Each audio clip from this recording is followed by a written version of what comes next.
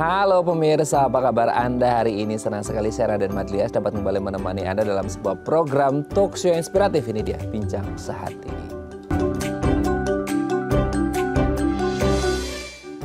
Bullying. Aduh, kayaknya ini menjadi suatu cerita yang gak ada habisnya dan semoga ada habisnya gitu ya. Karena kita nggak ngerti apa sih sebenarnya di pikiran atau yang memotivasi orang-orang untuk melakukan bullying ini sendiri. Dan selama ini kita ngelihat mungkin ada kepikiran kayak bullying itu cuma di tempat di sekolah gitu ya.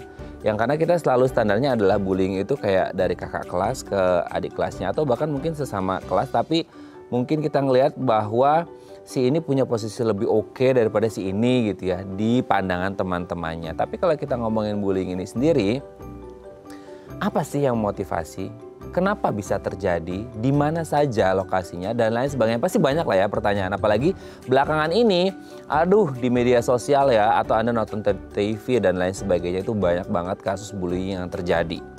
Nah, ini kan menjadi pertanyaan besar. Ada apa? Kenapa fenomena ini nggak pernah berhenti setelah hilang timbul, redup, kayak lagi muncul lagi sekarang, bahkan kayak ini ya, bunga bermekaran. Kalau bunga bermekaran sih bagus ya. Tapi ini fenomena bullying bermekaran di mana-mana, kasusnya terjadi di mana-mana yang membuat kita jadi miris. Apalagi kalau mungkin Anda sebagai orang tua ngelihat anak-anak lagi di sekolah dan lain sebagainya kepikiran, aduh, gimana ya kalau anak-anaknya mengalami ini? Atau nggak hanya di sekolah, Anda di tempat kerja ngerasa kayak, atau Anda baru masuk gitu ya di satu tempat kerjaan dan ngerasa kayak, kok agak nggak nyaman ya karena kondisinya lingkungannya kayak toksik dan lain sebagainya. Nah, makanya hari ini kita akan membahas bagaimana cara mencegah terjadinya tindak bullying yang sangat amat meresahkan ini. Apa saja yang harus diperhatikan, cara ngomongnya gimana, kalau kita ngomong ke anak approach-nya gimana, kalau di lingkungan kerja gimana, kalau di lingkungan sosial gimana, dan banyak sekali. Bahkan kabarnya bullying itu tidak hanya ketika kita bertemu dengan orang asing dalam hal stranger, ya orang yang di luar keluarga inti deh, kayak di sekolah atau tempat kerja yang notabene kita ketemu tapi kita bukan keluarga. Even ini bisa terjadi di satu atap rumah yang sama alias keluarga. Serem banget ya. Terus gimana sih dampaknya? Makanya hari ini kita akan membahasnya gimana cara mencegah tindak bullying. Tapi sebelum bahas itu, kita akan membahas terlebih dahulu beberapa mitos atau fakta seputar bullying yang sering kita dengar tapi nggak ngerti. Ini benar fakta atau mitos belaka? Kita cek satu persatu. Kita lihat yang pertama ya. Bullying itu katanya normal kok di masa pertumbuhan. Nih catet ya ayah bunda di rumah ya. Jadi gini, kebetulan nih beberapa kasus terakhir yang terjadi ini kan di sekolah gitu ya. Nah, di sekolah ini kan usia teens ya, usia remaja lah, belasan gitu. Selama ini kita selalu mengenal istilah remaja belasan tahun ini adalah mereka yang di fase mencari jati diri. Kok bisa iya mencari jati diri dalam masa pertumbuhan mereka? Ya bagaimanapun ini adalah tahapan setelah mereka anak-anak ya. Kan remaja menuju ke dewasa. Nah ini dalam tahap tumbuh kembang. Jadi kita selalu kepikiran, kayaknya wajar deh gitu ya ketika ada remaja, anak yang sedang bertumbuh. Ketika mereka mencari jati diri, ketika mereka nggak ngerti harus ngapain, mereka mau coba-coba. Nah ini kata kuncinya, coba-coba, sehingga kita kepikiran kayak, it's normal gitu. Karena memang dalam masa pertumbuhan mereka akan mencoba ini, mencoba itu. Bagaimana cara membedakan, ini yang dilakukan benar, ini yang dilakukan salah. Sehingga banyak orang beranggapan bahwa it's normal kalau ada remaja atau orang yang melakukan tindak bullying karena mereka masih dalam masa atau proses pertumbuhan. Normal nggak sih? Kalau normal harusnya ini terjadi pada semua anak-anak yang bertumbuh remaja menuju dewasa. Tapi masalahnya adalah tidak semuanya mengalami atau menjadi pelaku tindak bullying ini sendiri. Nah nanti kita akan bahas apa benar ada anak-anak yang di fase dalam pertumbuhannya mereka akan melakukan tindak bullying atau ini sebenarnya banyak multifaktorial ya. Nggak hanya dari masa pertumbuhannya aja. Tapi banyak faktor yang lain. Nanti deh kita bahas ya. Oke, kita lanjut yang kedua. Bullying bisa terjadi di mana saja. Selama ini kita ngerti bahwa bullying ini terjadi banyak banget di sektor pendidikan, di sekolah, di kampus dan lain sebagainya. Kenapa jadi sangat dilihat banyak orang? Karena notabene ini adalah tempat pendidikan. di mana di situ ada guru, di mana di situ ada wali kelas, di mana di situ ada murid gitu ya. Yang notabene mereka harus kasih pengetahuan dong, pendidikan. Salah satunya adalah mungkin pendidikan karakter. Tapi kenapa di tempat yang harusnya menjadi pusat pendidikan untuk anak menjadi pribadi yang lebih baik, kok bisa mengalami tindakan bullying? Selalu yang dilihat adalah sekolah, tapi sadarkah Anda, tadi di awal sudah saya sebut ya, ternyata ada juga katanya gitu ya, katanya bullying juga bisa terjadi di luar sekolah, let's say kayak tempat kerja atau lingkungan sosial kita. Nah, kadang-kadang kita beda, kayaknya itu bukan bullying deh, kayaknya itu cuma ejek-ejekan biasa. Kalau di sekolah udah pasti nih, itu pasti bullying, karena notabene mereka adalah anak-anak sekolah. Tapi kalau di luar sekolah, ini jatuhnya ya cuma ejek-ejekan biasa, bercandaan, atau kayak nggak bisa. Itu juga definisinya masuk ke bullying. Jadi apakah benar bullying bisa terjadi di mana saja? Nanti kita bahas ya. Oke, kita lanjut yang ketiga ya. Bullying hanya menyerang fisik. Selama ini kalau Anda mungkin lihat beberapa video yang mungkin banyak diburemin gitu ya, di blur ketika mereka sudah diunggah di media sosial. Selalu ada tindakan yang sifatnya physical contact ya. Jadi kontak secara fisik antara si pelaku dan juga korban. Entah diapain yang pastinya ada tindakan kekerasan di situ ya. Yang pasti sangat tidak nyaman untuk ditonton, apalagi dialami oleh si korban ini sendiri. Tapi kepikiran nggak kalau ternyata katanya bullying ini nggak hanya seputar physical contact, kontak secara fisik. Ada katanya verbal, ada katanya emosional, dan ada banyak hal lain yang katanya bisa berhubungan sama tindakan bullying ini sendiri. Aduh, serem juga ya. Tapi kan itu nggak kelihatan, itu bullying juga nggak? Nanti deh kita bahas ya. Apakah hanya secara fisik aja atau di luar fisik juga bisa terjadi bullying? Oke, kita lanjut yang keempat ya. Pelaku bullying selalu lebih superior. Nah, ini dia. Sering kali kita melihat ibarat kata kalau istilahnya itu hukum rimba gitu ya. Siapa yang kuat dia menang. Jadi kayak selama ini kita ngelihat, let's say ambil contoh ya, di sekolah itu kayak ada kakak kelas yang ngegeng tuh ya sama yang kebetulan badannya lebih gede gitu ya, lebih kuat, lebih gede gitu ya. Terus menindas nih si adik kelasnya yang kecil, ukuran tubuhnya gitu ya, dan lain sebagainya. Nah, ini kan yang jadi miris gitu ya ketika kita ngomongin, oh berarti akan selalu seperti itu konteksnya. Atau bisa jadi tidak seperti itu juga. Tidak harus yang lebih superior, tidak harus yang lebih besar, tidak harus yang lebih kuat yang akan menjadi pelaku dari bullying ini sendiri. Nanti kita bahas, ada nggak kriteria-kriterianya seperti apa ya. Oke, kita lanjut yang terakhir. Kalau tadi pelaku, ini sekarang korban. Korban bullying adalah sosok yang lemah. Nah, kalau tadi superior, berarti ini adalah orang-orang yang sangat lemah. Dalam artian lemah adalah, lemah itu banyak ya. Lemah dalam artian fisik mungkin, lemah dalam artian, kayak strata sosial yang akhirnya kita sering lah ngeliat orang-orang yang notabene ini orang material banget nih gitu ya. Maksudnya kaya banget, orang tuanya punya jabatan, punya posisi dan lain sebagainya. Sementara si anak ini masuk karena program jalur beasiswa, orang tidak mampu tapi berprestasi. Nah, ini jadi kayaknya rentan mengalami tindak bullying. Nanti kita bahas sebenarnya apakah korban bullying ini selalu dari mereka yang lemah quote and quote, atau sebenarnya bisa jadi semua pihak bisa menjadi korban bullying. Oke, itu tadi beberapa mitos atau fakta seputar bullying dan kami akan membahasnya saat lagi. Tetap bersama kami di Bincang Sehati.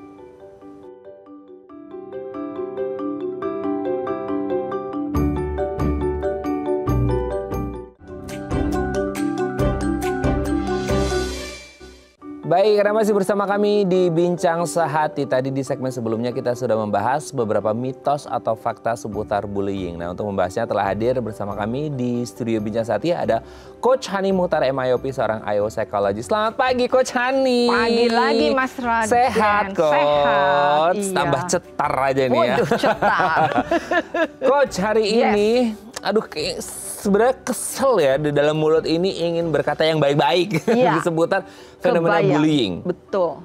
Kok kayaknya nggak pernah selesai ya, apalagi ini kebetulan banget nih Coach hari ini hadir. Nah, beberapa hari belakangan ini kan kayaknya di media sosial kita dipenuhi dengan kasus bullying ya, dan itu banyak banget. I'm sorry to say, kayak nggak selesai aja, meskipun doa kita nggak seperti itu ya, pengennya cepat selesai, nggak ada lagi. Tapi ada aja. Nah, sebelum kita bahas kenapa ini ada, gimana cara mencegahnya, kita bahas dulu mitos fakta seputar bullying. Yang pertama, bullying itu katanya Normal coach, di masa pertumbuhan namanya juga anak-anak menuju ke dewasa, remaja itu pasti namanya labil, lain-lain segala macam deh. Normal, masa pertumbuhan. Kumaha iya teh. Aduh, iya teh lepat atuh ya. Gimana tuh coach? Itu mitos, Mas Mitos. Raden. Iya. Oh. Anggapan itu normal itu sebagai defense mechanism dari parents atau maybe educators bahwa it's a normal things to happen ya di anak-anak.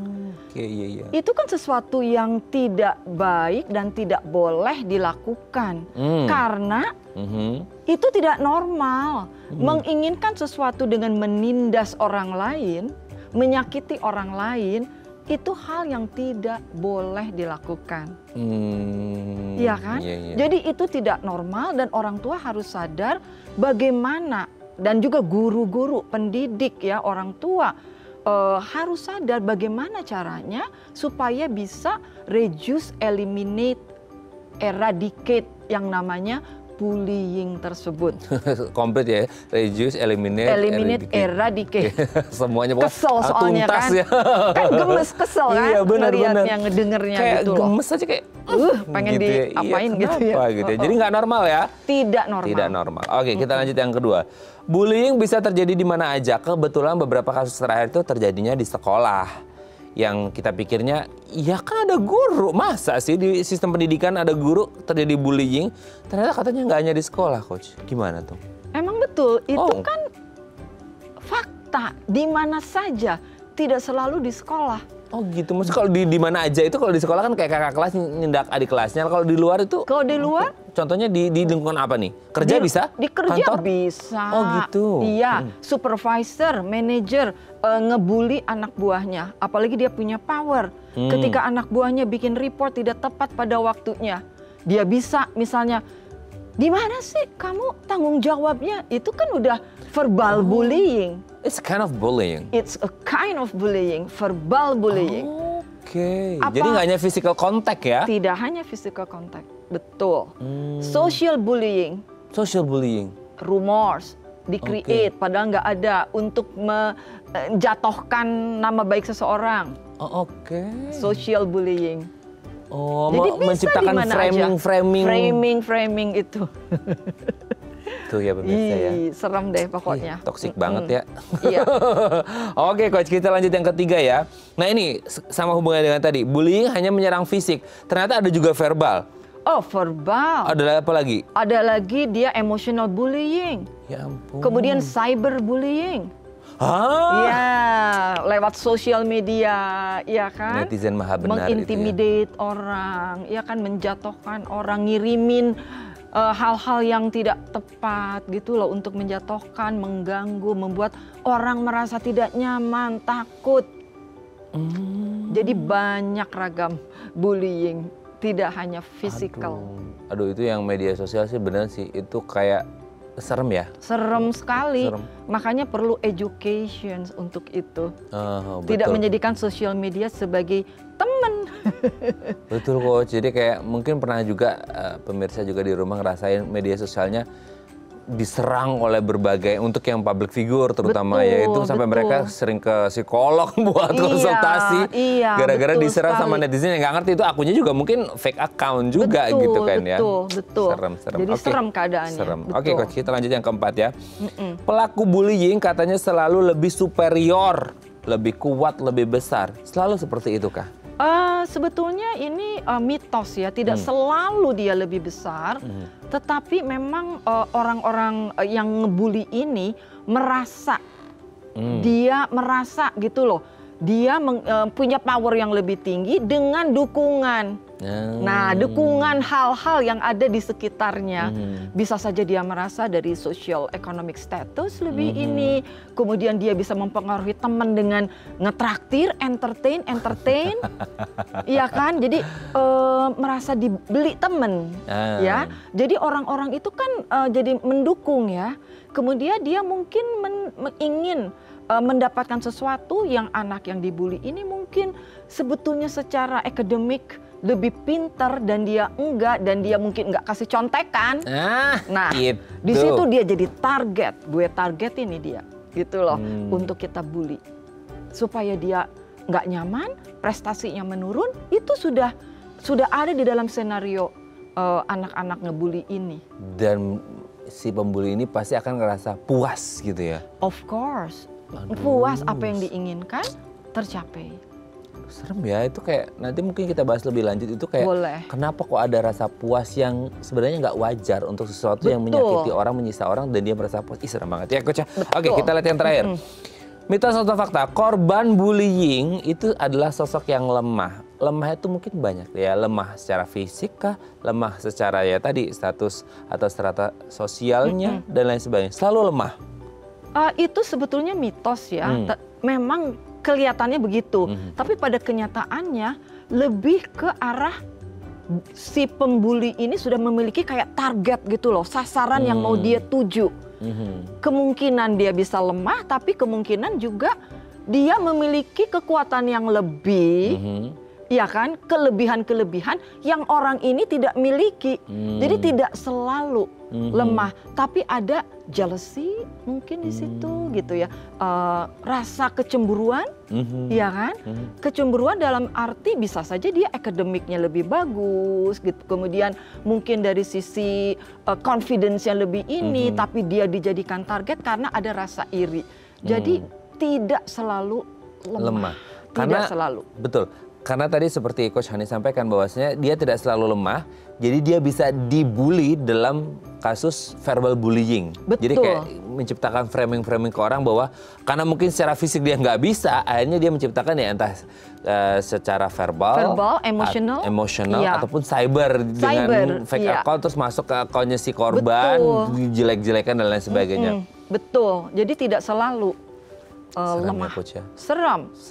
Butuh pemahaman tentang hal ini. Nah, gimana bisa paham? Kita bahas nanti di segmen selanjutnya ya Coach ya. Oke, pemirsa, kalau Anda punya pertanyaan seputar tema kita hari ini, boleh tanya-tanya di 0212903244 atau DM Instagram kami di @daifamily. Kami akan kembali saat lagi.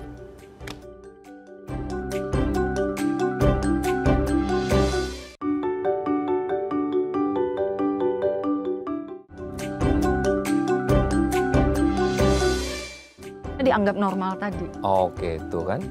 Keluarkan suaranya Coach Hani. Karena apa? Karena selama ini kita begitu mengkhawatirkan ya kondisi bullying di Indonesia, terutama ya pemirsa ya. Karena kok kasusnya nggak selesai-selesai. Makanya hari ini kita akan mengupas tuntas gimana caranya mencegah tindakan bullying supaya tidak terjadi lagi di beberapa titik yang tadi kita sudah sebutkan. Jadi nggak hanya di sekolah, ternyata bisa di tempat kerja, lingkungan sosial, even mungkin di rumah sendiri ya. Kayak siblings pun katanya bisa juga, nanti kita bahas ya. Oke, kalau Anda punya pertanyaan boleh tanya-tanya di 0212903244 atau DM Instagram kami di @bincangsahatidakitv. Kita masih bersama dengan Coach Hani Muhtar MIOP, seorang IO psychologist. Oke, Coach, kita lanjut lagi. Boleh. Aku tuh mau ngobrol kayak gemes duluan ya, ngomongin masalah bullying ini kayak kebayang deh. Karena secara pribadi ya Coach ya, personal, aku ngerasa kayak kok bisa ya orang-orang lakuin tindak bullying. Padahal kan itu kayak normalnya, nggak tahu ya di pikiran mereka, itu kan nggak bener, nyiksa orang, yang membuat akhirnya orang tersiksa, bahkan mungkin sampai stres, depresi dan lain sebagainya. Itu kan ya secara logika itu nggak benar gitu loh. Tapi kenapa akhirnya bullying ini terjadi?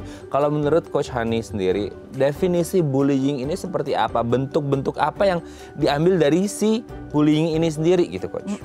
Nah, kalau menurut saya secara sederhananya ya, bullying ini adalah menggunakan kekuatan yang ada pada dirinya dengan tidak seimbang ya untuk mendapatkan apa yang diinginkan oleh si pembuli ini gitu loh. Jadi ini lebih ke power dynamic yang terjadi. Dan apa sebabnya sampai ini terjadi?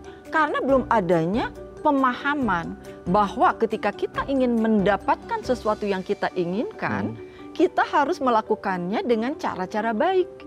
Yang tadi Mas Raden bilang kan, kok bisa sih nyakitin gitu kan? Iya. Itu kan caranya tidak baik. Dan ini bullying ini kan caranya itu cara yang tidak baik ini banyak. Mulai dari dia fisikal, mulai dari verbal, sosial, cyber. Yang tadi kita sudah briefly bahas gitu ya. Yang paling sering terjadi kan sebetulnya verbal emosional. Lama-lama ini tidak berhasil ke fisikal, ya kan? Dan kalau juga ini belum berhasil, itu juga masuk ke cyber. Dan biasanya mereka juga dari segala sisi, supaya lebih efektif gitu loh. Ampun. Luar biasa. Tapi sebenarnya gini coach, jadi kepikiran nih. Berarti si pembuli ini pelakunya ketika dia punya target, dia itu berarti ibarat kata kalau orang punya resolusi itu dia punya goal setting ya, punya goal tujuan apa gitu. Iya, di pikirannya ada di dalam itunya. Intinya itu sebenarnya dia bisa acting as a decision maker ya, tapi ini wrong decision making gitu ya coach. Atau benar-benar dipikirin dalam-dalam bahwa aku harus nginin dia. Dia punya kayak plan gitu. Punya. Jadi orang yang ngebully ini kan pada dasarnya ini mereka ini memiliki leadership. Karena biasanya ada ekor-ekornya tuh ya. Nah, kan dia bisa mempengaruhi. Yes. Tapi namanya anak-anak kalau ini kita di sekolah ya konteksnya, mereka ini masih tumbuh kembang menggunakan leadership skills-nya ini atau kemampuannya ini untuk mendapatkan hal dengan cara tidak baik. Karena kan mempengaruhi, dia bisa tuh teman-temannya ikut. Kan jarang pembuli itu datang sendiri. Iya, betul. Rame-rame. Betul. Biasanya kan? Betul. Bisa geng, punya geng. Itu sering di sinetron-sinetron di Indonesia tuh sering tuh. Itu berarti realnya seperti itu. Realnya seperti itu. Jadi kalau educators, parents tahu anaknya ini sebetulnya memiliki qualities yang baik dan bisa memberikan pengarahan edukasi dengan pas, dia bisa transform to a better person, to better individual. Oke. Nah, ini yang jadi pertanyaan kemudian adalah dengan konsekuensi yang ada. Sebenarnya kalau kita ngomongin konsekuensi potensial baik si pelaku dan korban, ini apa sih coach? Ini kan berarti kayak kalau menurutku adalah ini tidak short term aja ya, bisa jadi long term juga dong. Gimana? Iya, betul. Dampaknya ya Mas Raden ya. Dampaknya memang long term kalau tidak ditangani. Dan yang saya observe dan saya alami juga dari apa yang saya lakukan ya dalam pekerjaan, banyak orang tua yang menganggap bully ini kan normal. Sehingga penanganannya juga belum belum optimal dan belum menggunakan pendekatan yang efektif. Karena dianggap normal jadi lebih diabaikan. Atau bisa juga kalau kamu dibully di sekolah, misalnya kamu dipukul, pukul lagi. Biasanya bapak-bapak ngajarin anaknya gitu. Kalau dia ngomong sama kamu kasar, balas lagi. Kamu harus lebih kuat. Gitu loh. Jadi cara-cara pendekatannya saling bales-balesan, akhirnya semua lose-lose. Bukan win-win. Karena anak yang ngebully juga punya strengths ya dan keterbatasan, yang jadi korban juga punya kekuatan dan keterbatasan. Tetapi pendekatan yang harus dilakukan supaya mereka ini akhirnya sadar bahwa apa yang mereka lakukan itu tidak baik dan harus di-stop, ini kan harus dibangun yang namanya pendekatan tidak menyalahkan. Tetapi lebih mengambil perspektif taking. Ada apa sampai dia melakukan tindakan itu? Ada apa? Oke. Apa sih yang ada di dalam pikirannya ketika melakukan itu? Anak yang jadi korban, apa yang dirasakan?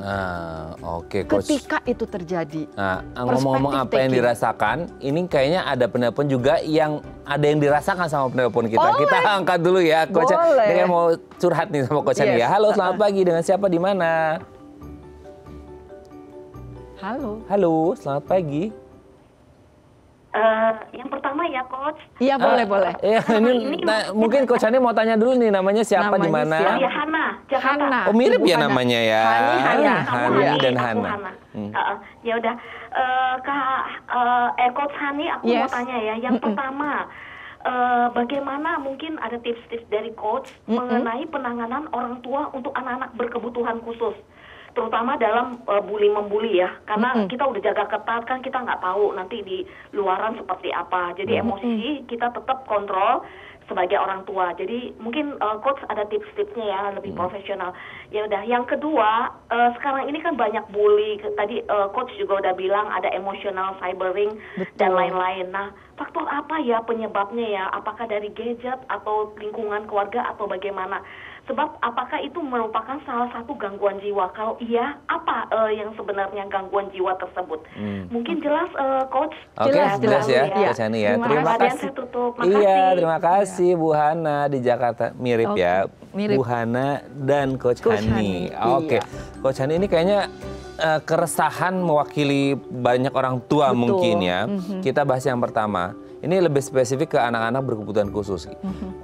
Iya, itu worry-nya bertambah-tambah sih, karena sorry itu saya maksudnya kayak ABK ini menjadi sasaran empuk biasanya kalau mereka tidak di lingkungan yang tepat.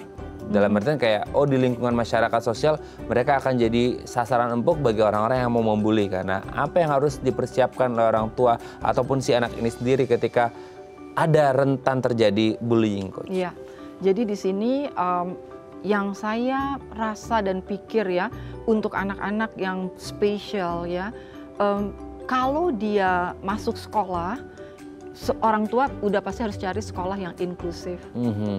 Kemudian dia harus observe, harus betul-betul dia have an experience dengan anaknya di situ.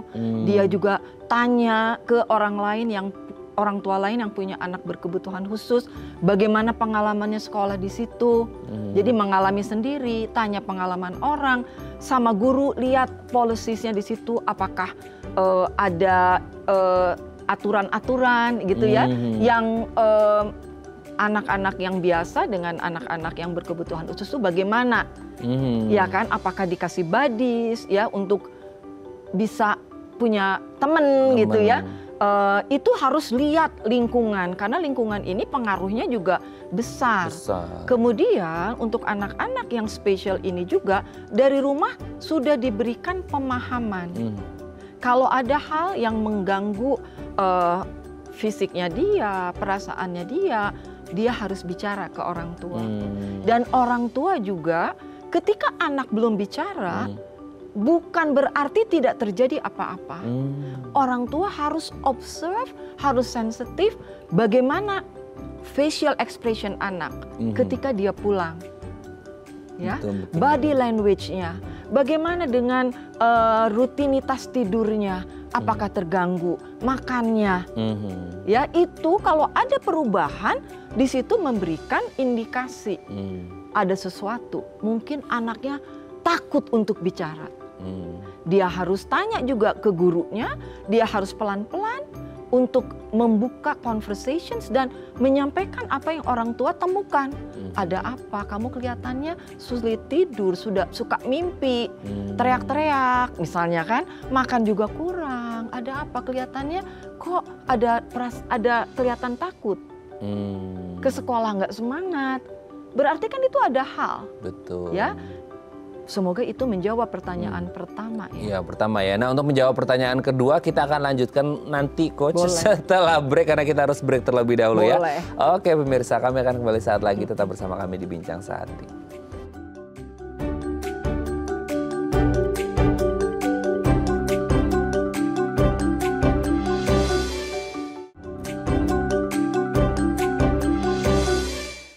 Baik, Anda masih bersama kami di Bincang Sehati. Kita masih membahas tema kita hari ini seputar bullying. Gimana caranya supaya tidak terjadi tindakan bullying. Kalau Anda punya pertanyaan boleh tanya-tanya di 0212903244 atau DM Instagram kami di @bincangsehati.itv. Kita masih bersama dengan Coach Hani Mutar MIOP, seorang IO psychologist. Oke Coach, kita lanjut lagi.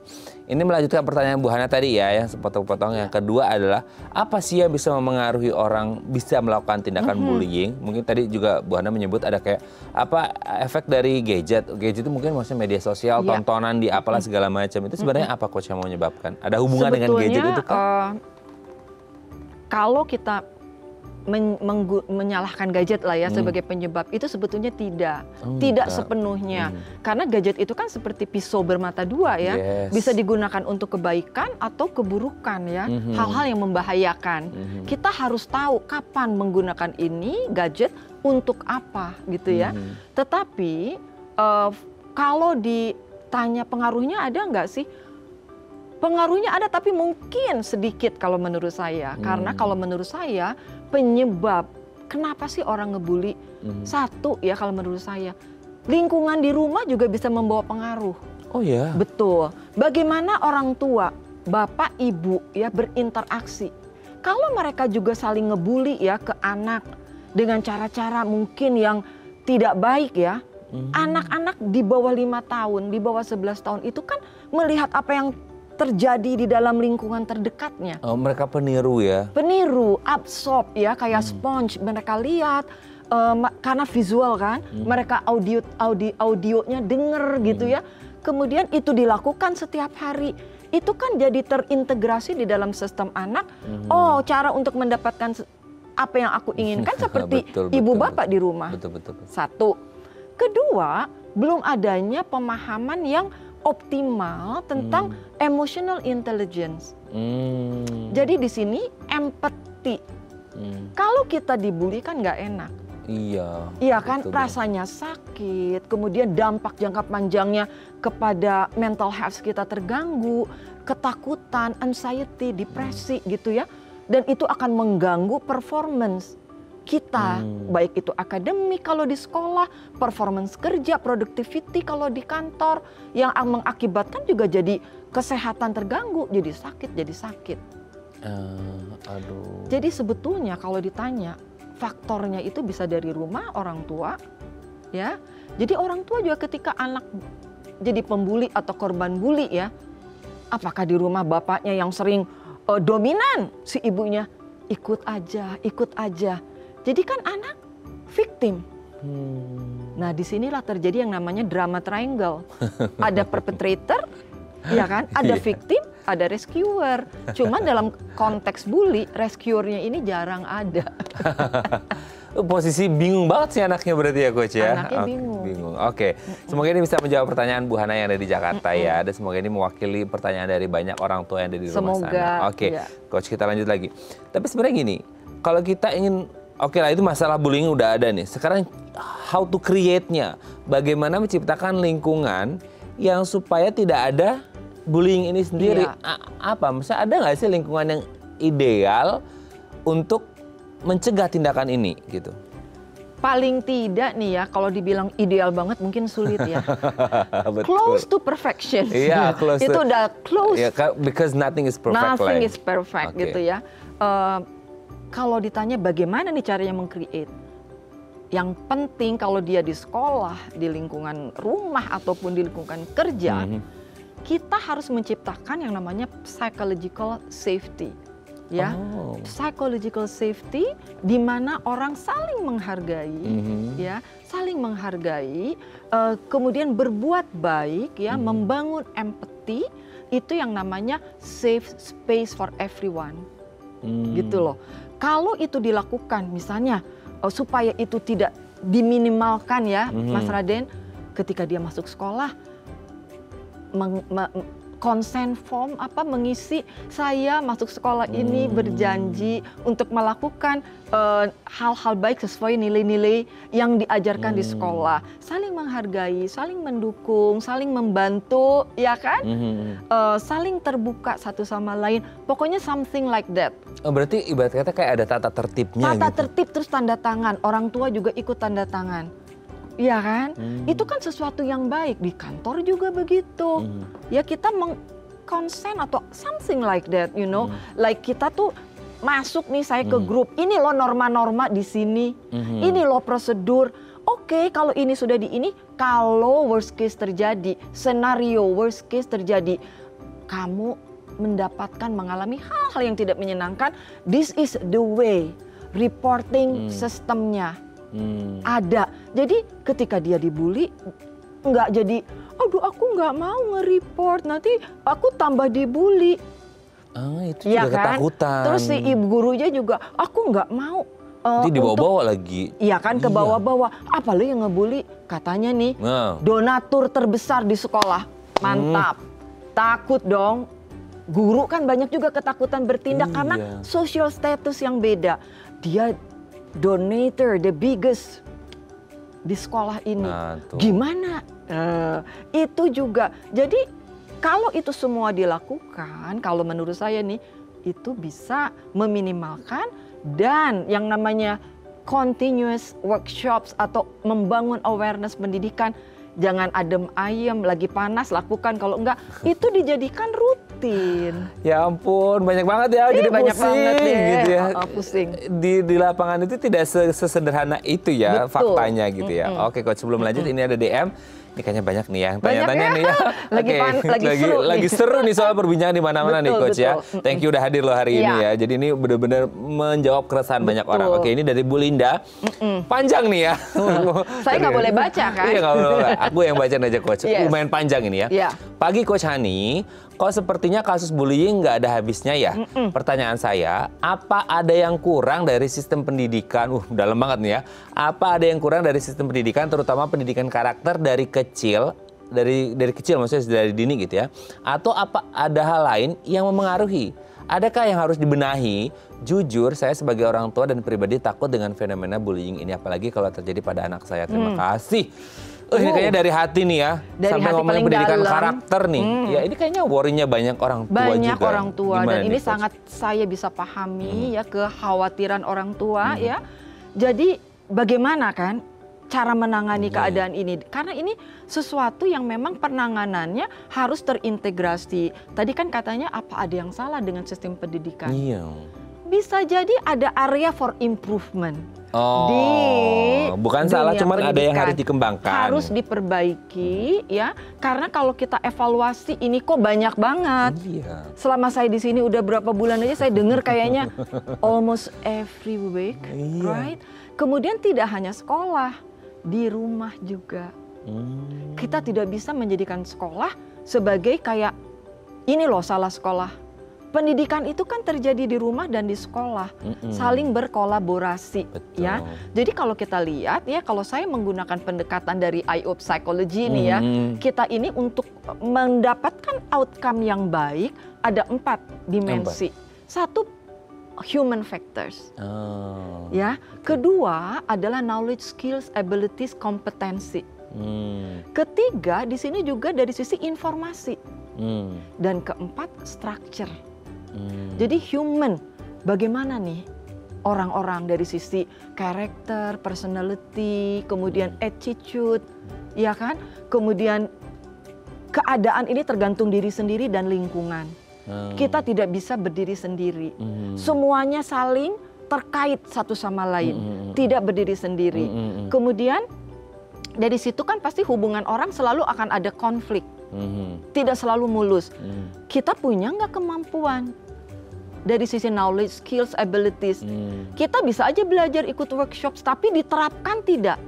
Karena penerapan itu yang sulit. Ini membutuhkan waktu, membutuhkan proses, dan membutuhkan support system. Ya, kemudian informasi. Ini kalau dibully gimana, ya kan? Harus ada reporting system. Bagaimana orang membuka mata, hati, telinga untuk selalu observe, melihat. Bukan kalau jalan di lorong, jalan aja, ya kan? Karena lorong itu tempat yang paling, tempat yang paling inilah untuk dijadikan ngebully gitu loh. Lorong-lorong gitu loh. Iya benar-benar. Iya kan? Bener. Kemudian dari situ structure. Bagaimana guru, ya kan? Counselor, temen, ya kan? Bystanders yang ngeliat tapi nggak ngapa-ngapain. Kepala sekolah. Nah itu. Iya kan? Persatuan orang tua murid. Dia juga harus berperan menjembatani PSG, jadi Parent Support Group, gitu kan? Harus ada gitu loh. Kemudian parents teacher, parents class parents. Kan ada tuh ketua-ketua.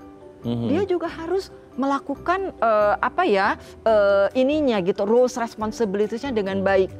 Di grup nanya bagaimana keadaan anak-anak. Oke, apa yang harus kita lakukan?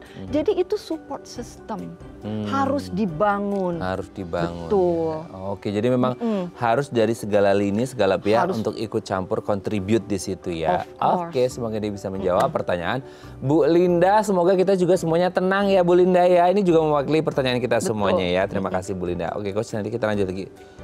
Udah mau segmen terakhir loh Coach. Nggak kerasa ya. Kayak ini banyak pertanyaan dari pemirsa daripada kita diskusinya. Nanti kita lanjut lagi ya Coach ya. Oke pemirsa, kami akan kembali saat lagi. Tetap bersama kami di Bincang Saat.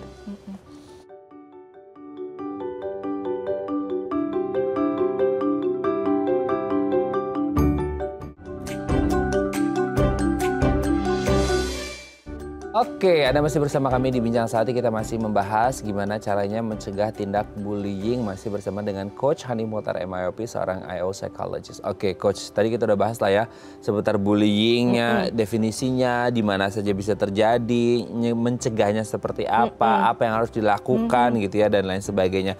Sebenarnya masih banyak sih, tapi kayaknya waktu nggak cukup ya Coach ya. Tapi kita akan membahas ini yang unik, ada tips nih ya dari Coach Hani untuk mencegah atau menangani bullying. Ada namanya rumus ABCDE. Ada yang menarik. Ini kalau setiap ketemu Coach Hani itu ada aja yang baru. Itu kayak tipsnya itu selalu unik gitu ya. Itu ABCDE ini apa? Ini nggak hanya sekadar alfabet dong. Nggak sekadar alfabet. Tuh, Coach? Biar gampang aja. Oke. A-nya ini nih ya, awareness. Membangun kesadaran baik dari sisi bullying itu apa sih? Biar orang tahu gitu loh. Kalau anaknya dilecehkan dari sisi, lo tuh goblok banget sih kayak gini aja nggak bisa, itu kan udah verbal. Betul. Tapi dianggap kamu kayak gitu aja udah tersinggung, kamu nih, ya kan? Itu tuh udah kind of bullying. Parents should know gitu ya. Kemudian dari situ juga awareness untuk membangun emotional intelligence.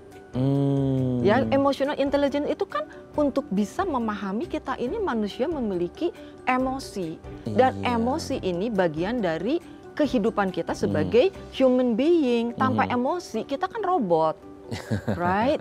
Jadi emosi ini energi ini akan drives people and people drives performance. Kalau ini terganggu, bagaimana kita mau perform, right? Itu A. Terus yang B adalah building empathy. Building empathy. Kalau orang punya empathy, dia mau ngapa-ngapain mikir dulu, nggak langsung hantem. Oh, mikir dulu sebelum bertindak ya? Sebelum bertindak. Karena dia mikir, kalau aku melakukannya begini bagaimana ya? Enak nggak buat si orang itu? Jangan sampai orang itu kayak dipaksa, kayak dipush, kayak disakitin. Gitu ya. Jadi empathy itu kan merasakan apa yang orang rasakan. Jadi dia akan hati-hati. Dan empathy ini kan bagian dari emotional intelligence. Ya. Ketiga adalah apa? C, creating safe spaces. Creating safe spaces. Di sini adalah untuk membangun bahwa manusia ini memiliki kebutuhan. Kebutuhan ingin didengar, kebutuhan ingin dipahami, kebutuhan ingin dilihat, dihargai. Betul. Ketika kita dimanapun juga menerapkan nilai-nilai baik ini, orang kan jadi tahu sebelum bertindak, oh aku harus mendengar dulu ya, dari sisi dia apa yang dia pikirkan, gitu kan. Jadi ini yang harus dibangun. Jadi create safe space, dan ini buat guru ya kan, buat orang tua. Jangan belum apa-apa, kamu ngada-ngada, siapa sih yang berani ngebully kamu? Itu bullying juga jatuhnya ya. Oke, aduh banyak banget nih masalahnya. Kita yang D, developing coping strategies. Developing coping strategies. Ketika anak dibully, jadi korban, coping strategiesnya apa? Ya kan? Dia yang jelas harus didengar apa yang terjadi tanpa menyalahkan, tanpa merendahkan anak ini. Ya, dengar versinya anak ini. Jangan orang tua belum apa-apa udah mengkat, udah belum apa-apa pindahkan sekolah. itu kayak instan banget udahlah gitu. Instan banget. Padahal kan ini bagian dari pembelajaran sudah terjadi. Bagaimana anak saya untuk menjadi lebih baik, lebih kuat. Karena semuanya ini kan bentuk pembelajaran gitu Betul. loh, untuk diambil lesson learn. Lesson learn ya. Yes. Yang terakhir, encouraging reporting. Ini yang harus dilakukan. Ini banyak yang takut. Banyak yang takut. Coach. Makanya Gemes deh. Gemes. Makanya itu apakah harus ada hotline yang tidak? Iya, mungkin ya. Kan? Jadi apa sih, orang nggak ada identitas gitu loh. Anonymous ya. Anonymous. Di sekolah juga mungkin ada kotak untuk masukin gitu Iya, loh. betul, Dan betul. mereka yang nge-report dan diinvestigasi betul dapat reward. Dapat reward artinya mungkin kan ini anonymous nih. Rewardnya mungkin wah hebat nih orang-orang yang ini gitu loh. Kan walaupun nggak diumumkan namanya, Tapi terasa dong. merasa bahwa Gue nih yang ngelapor, iya, gitu. ada hasilnya nih gitu kan. Bisa jadi seperti Berarti itu. ini tuh harus apa ya coach? Kayak let's say kayak di sekolah atau mungkin di tempat kantor deh. Ini harus ada kembali ke poin awareness dari ya kalau di sekolah kayak kepala sekolah dan perangkat sekolah di kerjaan ya top manajemen juga dong. Harus ikut. Harus Iya. in charge di situ harus dong. in charge. Dia harus jadi kayak sponsor gitu loh. Kalau dari atasan tuh dari research juga membuktikan akan lebih efektif. Yang di bawah tuh kayak ikut gitu loh. Apalagi fakta sudah terjadi, korban sudah ada. Gitu kan. Oke. Terakhir coach, mungkin kita punya 30 detik terakhir. Boleh. Mungkin ada yang disampaikan ke pemirsa, entah ke parents atau ke teman-teman yang ada di kantor, top manajemen dimanapun supaya tindakan bullying ini segera berakhir coach. Mungkin ada yang disampaikan. Kalau segera berakhir, kita harus berusaha ini memang terintegrasi ya. Dan kalau menurut saya kuncinya untuk benar-benar berusaha ya eradicate ya si bullying ini adalah dengan membangun kemampuan social emotional skills. Nah, itu dia. Dengan pendekatan emotional intelligence. Karena dari berbagai research terbukti kalau anak memiliki empati yang baik, yang tinggi ya IQ-nya, itu mereka akan melakukan apapun juga dengan penuh kebaikan. Dengan penuh kebaikan, seperti Daya TV yang selalu menyebarkan Positif kebaikan. dan kebaikan. Terima kasih Coach Sama-sama. Hani. Hari ini kita belajar semoga tindakan bullying sudah tidak ada lagi dan kita hidup damai dengan sesama. Terima Iya, kasih Coach. Sehat semoga. terus. Salam untuk keluarga di Sama-sama. rumah. Selamat pagi. Selamat pagi Oke lagi. pemirsa, itu tadi perbincangan kita dengan Coach Hani. Semoga bermanfaat ya. Dan jangan lupa untuk terus menyaksikan konten-konten inspiratif dan menenangkan hati kami di platform The iPlus. Saya Raden Matias pamit. Sampai jumpa dan ingat jaga IQ Anda. Sampai jumpa. Thank you Coach.